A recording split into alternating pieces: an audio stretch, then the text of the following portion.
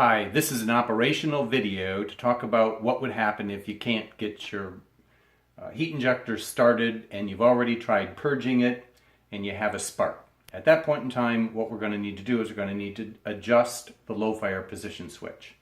In here, we're going to talk about this. This is a low fire position switch. We're going to, we pop this off. This actually, when we put it back on, we're going to make sure that these horns go into that hole. When you push this button right here, you'll see that it releases the shaft. When you move it all the way up, you'll see that there's a stop down here that needs to be adjusted. When you turn it on, it'll go all the way back down to this home position, and we're going to adjust that home position.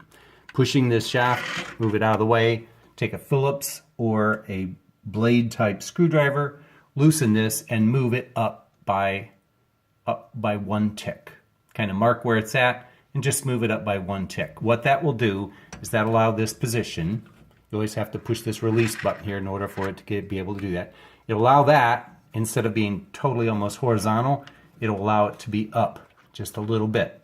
And when it does that, it'll pass a little bit more gas, and so therefore it'll fire. So basically what you do is adjust that so that you change its home position from there, so we're really kind of adjusting the idle. So we're going to move that up a little bit so it stops there. After you put this back on, after you've adjusted, you put this back on. Now, you'll see a little screw right here. This little screw, if it doesn't start, you may have to make a tweak in that direction also, because this is a low fire position and switch, and that we just adjusted the low fire position here, so therefore you may have to move it in the same orientation, same direction as you move the other one, and that should pass more gas.